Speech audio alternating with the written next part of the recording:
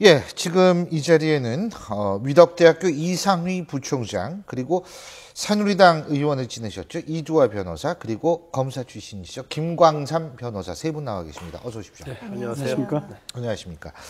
자, 그러면 먼저 세 분과 얘기하기 전에요. 박근혜 대통령이 이 위헌 논란이 빚어진 개정국회법에 대한 거부권 시사하는 발언 직접 보시고 얘기 시작하겠습니다. 이번 국회법 개정안은 국회가 사실상 정부의 시행령 등의 내용까지 관여할 수 있도록 하고 법원이 아닌 국회가 시행령 등의 법률 위반 여부를 심사할 수 있도록 하고 있습니다. 이러한 점에서 정부의 입법권과 사법부의 심사권을 침해하고 결과적으로 헌법이 규정한 삼권 분립의 원칙을 훼손해서 위헌 소지가 큽니다. 이것은 사법권을 침해하고 정부의 행정을 국회가 일일이 간섭하겠다는 것으로 역대 정부에서도 받아들이지 못했던 사항입니다.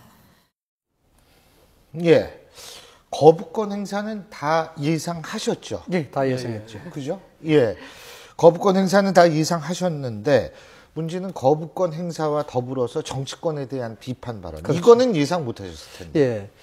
이렇습니다. 좀 애당초에 이제 거부권 행사하기는 다 예상을 했습니다만 이건 이제 법리적으로만 이야기된다 그러면 이건 뭐 괜찮은 사안이다. 어차피 대통령의 제의 요구도 헌법상에 보장된 권리니까 충분히 가능할 수 있다라고 생각이 되는데 이 부분이 법리적 문제가 정치적 문제로 된데 이게 이제 문제가 있다는 것이죠. 예를 들어서 이제 박근혜 대통령을 메시지 차원에서 정말 안타깝고 죄송합니다. 입법권이 행정권을 견제하는 부분은 충분히 이해됩니다만 시행령이 자칫하면은 정부의 일일이 국정 간섭이 되면은 이 국정 자체가 힘들어집니다. 따라서 이 부분에 대해서는 다시 한번 제의를 해 주십시오. 라고 요 정도만 메시지가 관계가 갔으면은 이 문제는 별 문제가 안 됐을 수도 있는 문제인데, 정치적 문제로 비화시키게끔 이제 박근혜 대통령에게 메시지가 그렇게 이제 나간 게 이제 문제인 것이죠. 더군다나 이제 야당을 통해서는 연계 법안에 대한 문제에서 지적을 했었고, 여당 통해서는 배신이라든가 패권이라든가 또는 개인적인 정책적 소신을 갖다 정치 이용하지 마라. 이런 것까지 이야기하는 바람에 이 문제가 법리적 문제가 아니고 정치적 문제로 갈 수밖에 없는 상황이 되고 말았다. 이렇게 봐야 되는 거죠. 어떻게 보세요? 오늘 발언 강도는 대통령의 발언 강도는 아마 제가 본 대통령의 발언 중에 제일 세지 않았나 이런 생각이 들거든요. 제가 개인적으로 뵙기에도 제가 뵌 중에서도 아주 세게 발언을 하신 이유가 된 것 같은데요. 아마 오늘 국무회의를 대통령께서 이제 이번 국무회의는 주재를 하시고 다음 국무회의는 이제 국무총리가 주재를 하기 때문에 그 15일 시한 내에 거부권을 행사할 수 있는 시한 내에서는 대통령께서 주재하는 국무회의가 오늘이 마지막이기 때문에 아마 오늘쯤 거부권을 행사할 거다 하신다면 이렇게 예상을 했었고요. 근데 모두 발언이 한 16분 정도 됐습니다. 오늘 대통령 모두 발언 16분 중에 11분 58초 정도라고 언론에 보도가 되던데 12분 가까이를 이 국회 입법권 이 부분 국회법 개정안과 관련돼서 국회와 정치권에 대해서 입장을 토로하는 그런 자리가 됐습니다. 그래서 처음에 언성과 그다음에 마지막 이제 발언을 하실 때 언성의 차이를 보면 아주 언성이 높아지셨죠. 유세할 때처럼 언성이 높아지시는 그 정도인데 작심을 하고 발언을 하신 걸로 보여지고요. 그리고 이 부분에 대해서 국회법 개정안이 뭐 단순히 14대 국회부터 19대 국회까지 계속해서 시도되어 왔던 어떤 그 행정 입법권에 대한 입법권의 통제 이런 차원이 아니라 대통령의 권위에 대한 도전으로 좀 보신 게 있지 않나 이런 생각이 들 정도였고요. 그 다음에 또 내년 총선이 있고 또 여러 가지 뭐 대통령 지지율과 관련해서 새누리당에 대해서 약간 다잡기 차원 이런 부분도 있지 않나라고 새누리당의 국회의원들이 느낄 수밖에 없었고 그래서 의원총회를 뭐 4시간 이상 하고 나서도 뭐 예상됐지만 뭐 제의를 하지 않기로 했다 이런 결론이 내려진 것 같은데요. 그래서 이 부분에 대해서 일정 부분 정치권 특히 새누리당에 대한 길들이기 이런 부분도 조금 메시지가 있었다고 볼 수밖에 없을 것 같습니다. 여러 가지 시각에서 봐야 할 것 같습니다. 일단 뭐 그동안 본인의 입장에서 불만이 있었던 점에 대해서 어떻게 보면 지금 집권 3년 차지 않습니까? 그런데 지금 사실 하는 게 전혀 없거든요. 그리고 본인이 의도하고자 했던 것이 국회에서 계속 발목을 잡고 있기 때문에 거기에 대한 불만이 굉장히 있는 상황에서 국회법 개정안을 이걸 통과시켜서 지금 그렇죠. 예. 앞으로 오히려 뭐 도와주는 게 아니고 예. 본인이 앞으로 하려고 하는 것에서 발목을 잡다 그런 생각을 하고 있는 것 같아요. 그래서 국회에다 일단 전면전을 어떤 선전포 거는 것 같은 그런 느낌이 들었는데 좀 그전 발언은 좀 틀린 점이 있는 것 같아요. 그 전에는 뭐 주로 야당의 위주의 어떤 뭐 경제 활성화법 그런 걸 잡고 있다고 야당을 향해서 막 굉장히 직격탄을 날렸는데 이번은 야당뿐만 여당에 대해서 굉장히 직격탄을 날리고 있는 것이 굉장히 오히려 전 핵심은 여당에 있었던 것 같다는 그렇죠. 생각이 들거든요. 두드러진다고 볼 수 있다고 볼 수 있겠요. 특히 이게 사실 그 내용 중에 보면요. 그 어느 한 개인에 대해서 이제 대통령이 어떤 비난반을 하지 않을 텐데 실질적으로 그 안에 중에서 여당 중에서 유승민 대표에 대한 그런 비중이, 비중이 굉장히 있거든요. 그렇다고 본다면 결국 이제까지 유승민 대표 어떤 사퇴 여부에 대해서 수면을 좀 가라앉은 상황에서 다시게 수면이 좀 부상했다고 볼 수 있는 거고요. 가장 또 이 내용 중에 좀 어떻게 보면 약간 뭐 이게 속된 표현은 좀 살벌하다 그런 생각이 드는 게 뭐 배신의 정치를 할지 마치 국회의원들이 다음 선거에서는 반드시 심판을 받아서 자기들 한 일에서 책임을 지어야 한다든지 그런 얘기를 굉장히 직격탄을 날린 거 보면 지금 앞으로 3년 차에서 앞으로 박근혜 대통령이 더 할 일이 많음에도 불구하고 과연 이렇게 만약 정치 올스톱 상태가 된다고 한다면 앞으로 어떻게 정국을 이끌고 나갈 것인지 굉장히 걱정이 많이 되죠. 근데요, 사실 따지고 보면 박근혜 대통령이 정치개혁에 대해서 굉장히 관심이 많았어요. 그렇죠. 그리고 그렇죠. 사실은 사정을 통한 정치개혁을 거의 그렇죠. 공식적으로 천명하다시피 하지 않았습니까? 그런데 그거 역시도 이번 발언의 연장선상에서 바라볼 수 있다. 그죠? 그렇죠. 그러니까 물갈이의 계절이 아닌가. 또 국회의원분들이 보시면 깜짝 놀랄 텐데 물갈이 계절이 온 거 아니냐. 왜냐하면 새정치민주연합은 새정치민주연합대로 혁신위에서 선출직 공직자에 대한 평가위원회가 거기에서 이제 물갈이 한다는 얘기거든요. 네. 그리고 또 이제 대통령도 심판을 받는다. 이거 물갈이 얘기가 나오고 깜짝 놀라실 텐데. 뭐 어쩌면 내년 총선이 누가 어느 당이 물갈이를 많이 하나 이게 아마 잣대가 될 것 같아요. 그런데 이제 이번 부분에 있어서는 제가 이제 개인적 소신을 전제로 말씀을 드리자 그러면 표현을 하자면 이렇습니다. 좀 무섭지만 너무 조용한 전쟁이 시작되고 있는 거 아닌가 이런 생각이 좀 먼저 들어요. 왜냐 그러면은 이 국회법 개정안과 관련해서 얼마든지 평화적으로 해결할 수 있는 방법들이 많이 있었거든요. 예를 들어서 헌법재판소에 그렇죠. 예, 권한쟁의 신청을 한다든가. 그런데 그럼에도 불구하고 그런 평화적인 해법보다는 실질적으로 당친 관계의 정쟁을 유발시키고 또는 어떤 면으로 봤을 때 박근혜 대통령이 표용력이 없다라는 비판까지도 감수하면서 굳이 이렇게 거부권 제의 요구를 했을까라는 부분인데 이런 부분은 좀 긍정적으로 해석하게 되면은 박근혜 대통령의 일종의 정치적 승부수다. 뭐 이렇게 또 해석이 됩니다. 뭐냐 그러면은 정치적인 주도권, 전국 운영에 대한 주도권, 국민 전원에 대한 주도권 뭐 이렇게 되겠죠. 뭐냐 그러면은 이 정치적 주도권에 있어서는 실질적으로 친박이라든가 소위 말하는 박근혜 대통령의 지지 세력들이 내년 총선이 임기의 사실 마지막 기회라 봐야 되거든요.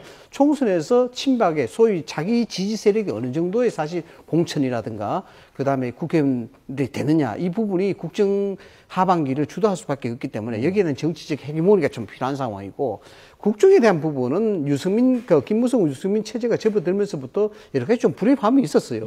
사드라든가 이런 문제에 대해서 좀 다른 목소리를 냈기 때문에 더군다나 지도부 체제에서 앞으로 국정 중심은 이제 당에서 좀 하겠다 이런 얘기도 갔었거든요. 그 부분이 실질적으로 굉장히 아마 불쾌했을 거다. 그래서 이 국정 중심에 대한 부분을 청와대로 옮겨가야 되겠다는 그런 데 있었고 또 이제 국민 전환이야 뭐 일시 국민 전환이 되겠습니까만은 어쨌든 이게 메르스 전국 자체가 이제 진정서를 접어든 상황에서 좀 뭔가 분위기를 좀 쇄신할 필요도 있는 부분이고.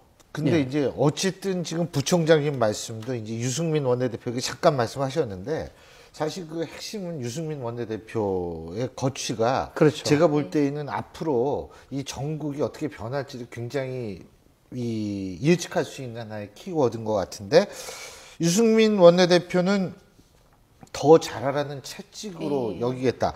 받아들인다. 이게 그러니까 난 그냥 가겠습니다.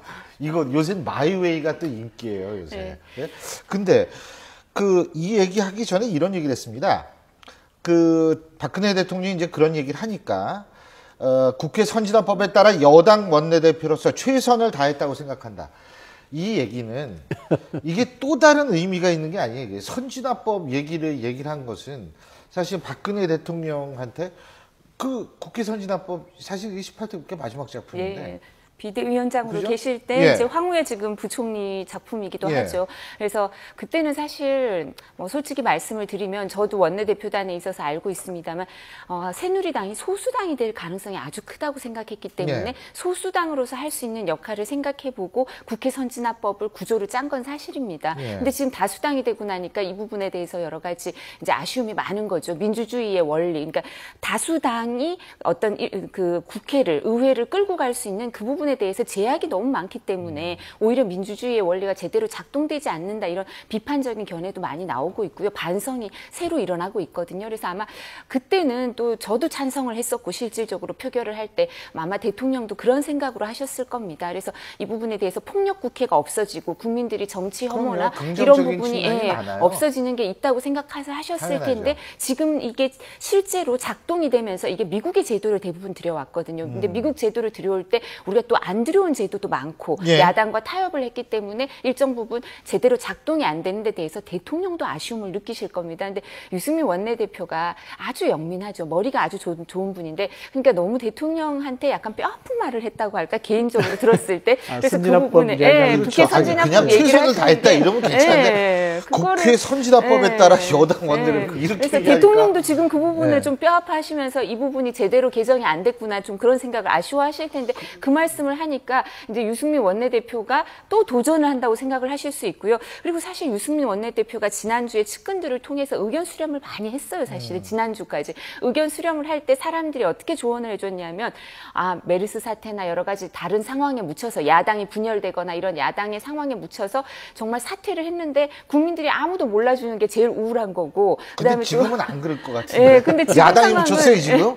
지금 상황은 그렇게는 안 되는데 그래서 사퇴를 할 거에 대해서 상당히 사퇴를 하지 말라고 좀 측근들이 말리는 그런 여론 의견을 제시를 많이 하던데요. 그러니까 아마 그 부분을 받아들였는지 유승민 원내대표가 지금 의총 끝나고 하는 발언은 사퇴를 하지 않겠다는 취지로 받아들여지지 않나 싶더라고요. 근데 사실 이게 처음에 국회 개정안법이 이렇게 문제가 되고 있는 것은 사실 책임이 여당이 있고 청와대에 있는 겁니다. 왜냐하면 이게 사실 세월호 특별법 때문에 생긴 거 아니에요? 세월호 특별법 제4조에 보면 진상조사, 객관적, 독립적 근원으로 따지면 그렇죠. 근원으로 따지면 그렇게 하게 돼 있는데 문제가 나와가지고. 그렇죠. 근데 시행령에서 거기에 대해서 사실 조사할 수 있는 일과장을 민간인이 그냥 바꿔만 줬으면 국회법 개정안 문제가 전혀 없었어요. 근데 그거에 대해서 정부에서 바꿀 수 없다고 하면서 그러려면 시행령이랄지 행정부에서 어떤 자의적으로 하는 것에서 우리가 제한할 필요가 있다고 해서 이게 이제 문제가 촉발된 거 아니에요? 그다음에 두 번째, 또 유승민 대표랄지 김문수 대표는 또 어쩔 수 없이 이렇게 된 것은 뭐냐면 결국은 국회 선진화법이란 말이에요.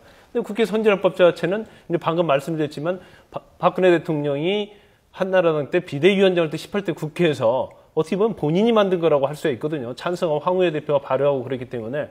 결과적으로 그러면 국회 지금 현재 어떤 개정안 자체는, 국회법 개정안 자체는 박근혜 대통령 어떻게 보면 거기에 기여한 바도 있고요. 여당과 청와대에서 그걸 사실은 문제를 만든 그런 소지가 있다는 거죠. 근데 저는 이게 이제 모두의 말씀을 드렸다시피 참 이 조용하지만 무서운 전쟁이 시작됐다고 제가 말씀드린 부분이 이게 그렇지 않습니까?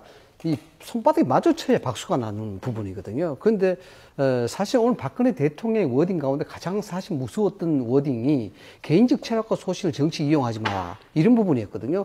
유승민 대표를 지칭하지 않았지만 누구나 들어도 유승민 대표를 지칭하는 것이다 라고 느낄 수 있는 그런 얘기 아닙니까? 이 유승민 대표를 너무 잘한단 말이죠. 박근혜 대통령이. 뭐냐 그러면 이 워딩 자체가 사실상 자존심을 짙게 끌어꼽는 그런 얘기입니다.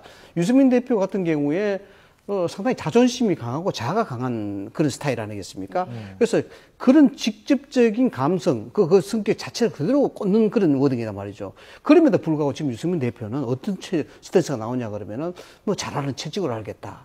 이런 부분이 뭔가 날카로운 칼날을 숨기고 있는 두 분의 모습을 자꾸 연상시켜서 참 이게. 그러면 어떻게, 그러니까 이론적으로 따지면 지금 유승민 원내대표가 사실 계속 원내대표직을 유지를 본인이 하겠다 그러면 하는 거죠. 제가 그렇죠. 뭐 더 이상 어떻게 하겠어요? 그렇죠. 근데 문제는 실제적으로 그러면 과거와 같은 원내대표의 역할을 수행할 수 있느냐 하는 부분이 저는 궁금해져요. 어떻게 보세요? 그 부분은 과거와 같은 역할을 하긴 쉽지 않을 것 같습니다. 왜냐하면 계속 지금 오늘 의총 발언도 전해 들으면 사실 이제 충청권의 친박이라고 분류되는 의원들이 사퇴를 이제 면전에서 얘기를 좀 했지만 사실 수도권이나 아니면 TK 쪽 의원들은 인연이 있기 때문에 친박이라 하더라도 유승민 원내대표 면전에서 사퇴하라는 요구를 못한 거죠. 예. 그러니까 일정 부분 체제가 봉합이 근데 이게 미봉이라고 볼 수 있거든요. 앞으로도 여러 가지 가능성이 열려 있는데 미봉이라고 볼 수 있는데 이런 상태에서 유승민 원내대표가 말씀하신 것처럼 전에 그 원내대표 교섭단체 대표 연설을 할 때 증세 없는 복지는 허구다 뭐 이런 얘기를 한다든가 대통령 공약과 관련해서 정면으로 도전한다든가 이런 얘기를 계속 했을 경우에는 또다시 다른 시도가 있을 수 있고요. 그리고 저는 개인적으로 대통령에 대해서 어떻게 생각하냐면 여러 가지 훌륭한 점이 있지만 정치가로서 어쩌면 정말 승부사적 기질이 있고 타이밍을 잘 아는 분이기 때문에 저는 유승민 원내대표가 대통령의 그런 정치와 관련해서 합을 겨룰 때 쉽지 않을 거라고 생각합니다. 그래서 이게 끝이 아니라고 저는 생각을 하고 있기 때문에 유승민 원내대표도 사퇴를 지금 하지 않는다면 대통령과 관련돼서 일정 부분 합을 맞춰 나가지 않으면 본인이 다칠 수밖에 본인이 그래서 제가 드린 말씀이 전쟁이 지금부터 시작이 아닌가라는 그런 데서 제가 드린 말씀이거든요. 유승민 원내대표는 아무튼 뭐 이대로 원내대표 어떤 권한이랄지 그걸 하기에 굉장히 힘들어진 입장에 취했다고 볼 수 있을 것 같고요. 그다음에 이제 그다음이 뭐냐 하면은 사실 뭐 제2 요구가 있지 않습니까? 거부권을 했는데 아마 원내대표를 앞으로 계속적으로 수행하느냐 하지 못하느냐는 과연 그 제2요구안 거부권에 대해서 국회에서 어떤 방향으로 이끄느냐가 굉장히 중요할 것 같습니다. 그래서 그게 만약에 박근혜 대통령이 뜻하는 대로 이게 뭐 어떤 형식으로 됐든지 뭐 이렇게 청와대나 박근혜 대통령에게 어떤 이미지에 데미지를 입히지 않으면서 유상에 어떤 데미지를 입히지 않으면서 어떤 자연적으로 이게 국회법 개정안이 뭐 이렇게 물밑으로 가라앉는다고 한다면 뭐 원내대표에 대한 어떤 거취의 문제도 수면을 밑으로 갈 가능성이 있지만 그렇지 않고 이게 그 과정에서 티격거리고 그다음에 박근혜 대통령이 생각하는 그런 방향으로 가지 않는다고 한다면 결국 원내대표를 계속 유지하기는 굉장히 어려울 것이고 또 김무성 대표도 사실 원내대표로 같이 가기에는 굉장히 힘겨운 입장이 될 수 있습니다. 하지만 제가 부총장님께 여쭤보는 게 그래서 가기 어렵다고 말씀하셨는데 그건 저 동의해요. 근데 유승민 원내대표가 없는 김무성 대표 그러면 김무성 대표 입장에서 볼 때 또 다른 화살이 나를 겨냥하는 것 그렇죠. 아닌가라는 생각을 할 수 있는 거 아니겠어요? 뭐 또 다른 화살이라기보다도 일단 그 원내대표가 합의안에 대해서 책임을 지고 사퇴하는 모습을 보여준다 그러면은 그에 대한 공동 책임도 사실 당대표에 있기 때문에 그 위상 자체도 상당히 흠집이 날 수밖에 없어요. 그래서 위상 자체가 쓰러지고 또 현실적으로 바로 파생될 수 있는 문제가 유승민 원내대표가 물러서게 되면은 친박 체제가 상당히 붐업될 수 있는 그런 가능성이 굉장히 높습니다. 물론 이 유승민 원내대표가 어떻게 하냐에 따라서 만약에 그대로 자리를 유지한다 그런다 하더라도 지금 박근혜 대통령이 간접적으로 저렇게 화법을 내놓는 상태에서 막 있다 그러면은 박근혜 대통령 입장도 좀 이상하게 되는 부분이거든요. 그래서 굉장히 곤혹스러운데 좀 더 현실적으로 따지면 이렇습니다. 지금 총선까지가 몇 개월 남지 않았지 않습니까? 몇 개월 남지 않았는데 유승민 대표 자체가 흔들리고 국민들은 한참 남았다고 생각하는데 정치인들은 얼마 안 남은 거예요. 왜냐하면 공천 작업이라든가 이런 이제 실질적인 정치 일정을 고려한다면 얼마 남지 않았거든요. 지금 당이 흔들려가지고 과연 어떤 정치 실익이 있을까에 대한 부분 충분히 생각한단 말이죠.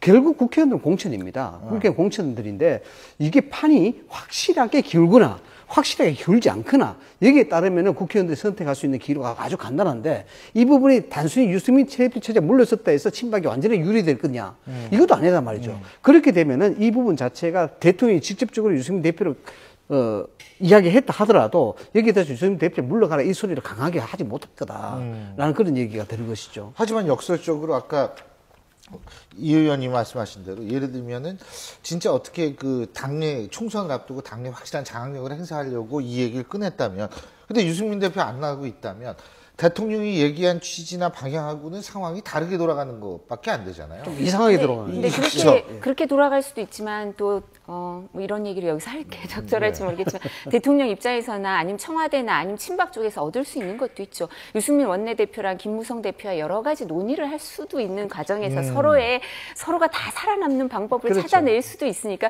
왜냐하면 지금 그 부총장님 말씀하신 것처럼 총선은 얼마 남지 않았습니다. 그리고 내년 총선은 그 새누리 새누리당 입장에서는 아주 어려울 거라고 예상을 하고 있습니다. 지금 특히 수도권은 너무나 어려울 거라고 예상을 하고 있기 때문에 이걸 총선을 앞두고 분열의 모습을 보일 수도 없고요. 그리고 정부와 청와대와 여당과의 관계가 좋지 않을 때 총선 결과가 좋지가 않거든요. 그래서 일정 부분 비판할 부분은 비판하고 또 경제 정책에 대해서 보수적이기 때문에 막 유승민 대표나 이런 사람들, 유승민 원내대표나 일부에서 보여주는 그런 약간 중도로 클릭하는 모습이 외연 확장에 도움이 된다고 생각하는 수도권 의원들도 있거든요. 맞습니다. 그래서 그 사람들이 세게 이제 사퇴하란 말을 안 하는 겁니다. 수도권 의원들이 더 많은데도. 그래서 일정 부분 유승민 원내대표나 김무성 대표를 뒷받침하는 세력도 일정 부분 있는데요. 그러니까 이 내에서 친박 세력과 그다음 대통령과 이 부분이 다 합의를 이루면서 일정 부분 그 조화점을 찾아낼 수도 있고요. 그게 새누리당이 살아남고 총선에서도 일정 부분 이게 원하는 효과를, 그리고 대통령이 총선에서 일정 부분 여당의 의석을 얻어야만이 대통령께서도 국정 성과를 이뤄낼 수 있는 부분이 있으니까요. 그런 부분을 계속 물밑에서 노력하는 분들도 저는 있는 걸로 알고 있습니다. 일단 그 유승민 대표가 원내대표를 계속 수행하느냐 수행하지 않느냐는 아마 김무성 대표한테 굉장히 중요한 일이 된다고 생각합니다. 그래서 만약에 유승민 원내대표가 중도에 하차를 해서 만약에 원내대표의 친박 쪽이 와서 원내대표를 맡게 된다고 한다면 어떤 김무성 대표의 어떤 유상이나 또 어떤 힘은 굉장히 약화될 수밖에 없는 거죠. 더군다나 내년 총선에 있어서 김무성 대표가 생각하고 있는 그런 총선 방향으로 가지 못할 가능성이 크다는 거죠. 사실 그래서 만약 그런 상태가 계속된다고 한다면 지금 이도하 변호사께서 내년 새누리당이 총선이 굉장히 어려울 것이라고 말씀하셨는데 이제 그런 경우가 된다면 새누리당은 더욱더 어려워질 것으로 볼 수밖에 없을 겁니다. 예. 그 18대 국회 때 어려워질 거라고 예상하셨다고 그랬죠? 네. 그때 저한테 물어보시지. 네. 제가 정확하게 맞췄거든요. 한 달 전에. 그러셨구나. 의석 수를. 그러셨어요? 이번에도 그러면 방송을 보시는 분들 지금 그분이 오셔가지고 제가 막 하는 게 아니니까 좀 가까워오면 대충 계산이 되는데 어쨌든 이 부분은 여기까지 얘기하고요. 네. 자, 저희가 다음엔 좀 다른 이슈입니다. 어떤 이슈인지 화면 함께 보시죠.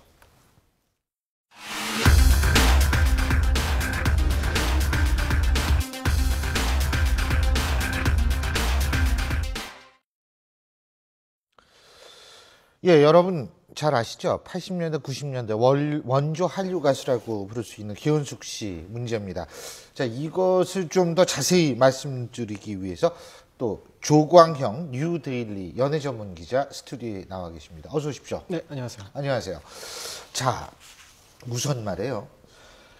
이게 어떻게 된 얘기입니까? 어제 들려준 소식이었죠. 예. 충격적인 뉴스인데요. 예. 가수 개은숙 씨가 현재 강남의 모 호텔에 예. 투숙 중이었는데 예. 검찰이 체포를 했어요. 근데 예. 그 혐의점을 이제 들어보니 필로폰을 이제 투약했다. 이 같은 혐의점이 이제 포착을 해서 체포가 됐고요. 어제 영장을 청구했죠. 그래서 아마 오늘 발부가 됐을 겁니다. 그래서 현재 필로폰을 왜 투약했는지 또 구입을 어떻게 했는지 경위 등을 조사받고 있는 것으로 알고 있어요.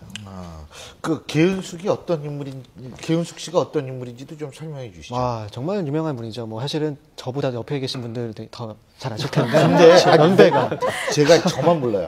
제가 그때 독일에 있었거든요. 80년대, 90년대. 그래가지고 제가 몰라요. 잘. 그러면 제가 설명을 제 질문을 하려고 하는 건 아니에요. 말씀하세요. 네. 설명을 좀 드리겠습니다. 네. 사실 제가 태어난 해에 이분이 데뷔를 하셨어요. 77년도에 이제 샴푸 모델로 데뷔하셨는데 원래 가수가 아니었죠. 근데 이제 이듬해 이제 가수로 데뷔를 했고요. 이제 80년에 이제 앨범을 냈는데 이때 이제 노래하며 춤추며인가 이 노래가 있는데 이것이 히트를 했고요.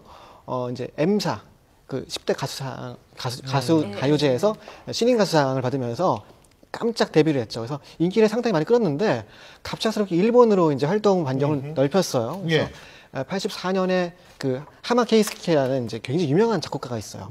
이분에게 이제 발탁이 돼서 1년 동안 사사를 하고 이제 85년도에 앨범을 냈는데 이때부터 승승장구 상당한 인기를 끌었습니다. 개은숙 씨의 현재 모습보다는 과거의 프로필 사진을 보면은 굉장히 귀여우세요, 얼굴이. 그래서 귀여운 얼굴에 목소리는 허스키하고 반전 매력이라고 하죠, 요즘 말로. 그래서 굉장히 남성들에게 큰 인기를 끌었다고 합니다. 그래서 일본 전역에 선풍적 인기를 끌었고요. 개은숙 씨를 통해서 한국 가수가 이렇게 노래를 잘 부르는구나라는 얘기가 들릴 정도로 어쨌든 원조 한류 가수라고 할 수 있겠죠. 그런 분이었습니다. 근데 마약이 이번이 처음이 아니라고 그러더라고요. 일본에서는 걸린 적이 있다고 그러죠. 그렇죠. 사실은 이게 좀 조심스러운데요. 예. 당시 보도를 살펴보면은 2007년도에 각성제 소지 혐의가 적발됐어요. 그래서 이제 그것이 이제 어떤 국외 퇴거 명령을 받는 단초가 됐는데 사실 그 각성제라는 것이 필로폰을 얘기하는 것이거든요. 일본에서는 이제 각성제, 마약, 필로폰. 메타암페타민. 근데 왜 마약이라고 그러지 각성제라고 그래요?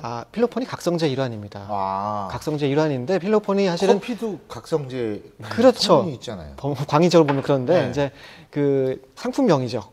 상품명이 이제 필로폰이라는 것이 있었는데 이것이 크게 히트를 하다 보니까 이제 어떠한 그 같은 각성, 메타암페타민의 대표적인 약물로 필로폰이 불려졌는데 어쨌든 당시에 이것을 소지했다는 것이 적발이 돼서 추방을 당했죠. 그러니까 투약했다는 것은 아니었고요. 이제 당시 김윤석 씨가 시인을 했어요. 이것을 사용하려고 내가 갖고 있었다라고 자백을 했기 때문에 혐의가 인정돼서 어쨌든 2008년도에 국내로 다시 유턴을 했었죠. 그렇군요. 네. 자. 두 분 법조 이게 지금 마약으로 이렇게 한번 저거 하면 추방된 사례도 있으면 가중처벌 대상인가요? 그렇죠. 일종의 이건 뭐 전과에 있는 거라고 볼 수 있고요. 근데 마약에서는 마약 자체는요 소지만 해도 처벌받습니다. 그래서 소지 아니면 주고받고 하는 경우, 뭐 투약은 뭐 당연히 더 세게 처벌을 많이 받죠. 그런데 일본에서도 1년 6월에 집행유예 3년을 받았는데 사실 우리나라 초범에 비해서는 약간 형이 약간 높은 편은 일본에서 높게 받은 것 같아요. 그런데 이제 주로 많이 하는 게 아까 말씀드렸듯이 이제 필로폰, 그게 실제로 마약법에서 규정하고 있는 것은 메사암페타민입니다. 그래서 이게 화학물질이거든요.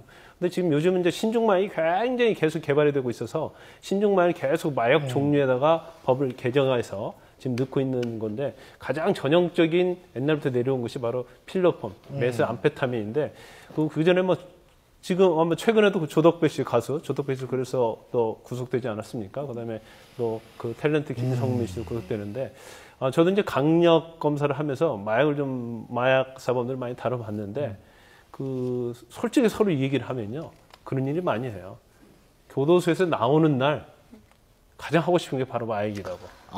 그 정도로 끊기 어렵고요. 그다음에 그로 인한 어떤 환상 그런 것들이 너무 쾌락적이다는 거죠. 그래서 이게 굉장히 이제 뭐 중국 같은데 마약 사범에 대해서는 뭐 좀 뭐 사형도 하고 그런데 우리나라는 좀 그래도 초범인 경우에는 마약 사범이 조금 그렇게 형이 높지는 않습니다. 영장이 현재 발부가 됐습니다. 왜냐하면 법원에서는 도주나 증거인멸의 우려가 있다고 생각해서요. 지금 집이나 호텔 이런 데서 3차례 마약 투약을 했다는 걸 인정을 해서요. 그래서 아마 지금 구속이 돼 있는 상태고 지금 현재는요. 그래서 아마 이게 일본에서도 추방이 되고 이랬기 때문에 이 부분도 일정 부분 반영이 될 수밖에 없을 것 같고 필로폰 대마초만 해도 좀 상습성이 좀 떨어진다고 하는데요. 필로폰 정도가 되면 이게 중독성이 좀 그러니까 나오자마자 네, 그거 그러니까 중독성이 거죠. 강해서 좀 안타깝습니다. 근데 재기 가능하다고 보세요? 글쎄요, 사실 좀 힘들죠. 왜냐하면 국내 돌아오신 게 벌써 몇 년 됐습니까? 이제 2008년도에 유턴을 해서 국내 복귀를 좀 타진을 했었어요. 근데 이제 그 지난해 잠깐 뉴스가 불거졌었죠. 사기 사건에 휘말려서 결국에는 뭐 혐의가 없는 것으로 좀 풀려나긴 했지만 좀 석연치 않죠. 뭐 그 같은 사생활적인 문제도 있고 또 그 과거 전력, 뭐 마약범이라는 그런 것 때문에 사실 선입견이 좀 있는 거죠. 그런 상태에서 지금 또다시 이 쐐기를 박는 사건에 휘말렸기 때문에 상당히 어렵지 않을까 보여져. 작년에 그 외제차 리스 리스 혐의도 그것도 사건. 불구속 기소가 돼 있어서. 그렇죠. 네, 네. 기소가 돼 있습니다. 무혐의가 된 게 아니라. 현재까지요. 우리 부총장님도 좋아하셨어요. 이게 왜냐 그러면 전 굉장히 좋았습니다. 허스키한 보이스였었고 또 찢어진 청바지 같은 거 굉장히 인기가 있었어요. 진짜 좋아하신 네, 거예요. 기억을 왜냐하면 너무 잘하죠. 70년대 말까지는 일본 쪽에 김연자라는 가수가 굉장히 인기가 있었습니다. 그 다음에 후에 80년대, 90년대 접어들면서부터 개원석 씨가 일본 가요계에서 사실 장악을 했거든요. 근데 저는 뭐 죄는 있지만은 뭐 저는 팬이라고까지는 없는데 이게 사실 이게 대중의 인기를 먹고 사는 사람들이 그만큼 허탈감이 셉니다. 맞아요. 일본에서 그렇게 성공을 하다가 국내에 들어오면 그 국내에 책박하고 재기도 안 되죠. 뭐 아마 이러니까 이분들이 의지할 수밖에 없는데 좀 많이 좀 안타깝습니다. 씁쓸하죠. 저도 좀 씁쓸합니다. 오늘 네 분 말씀 여기까지 듣겠습니다. 고맙습니다.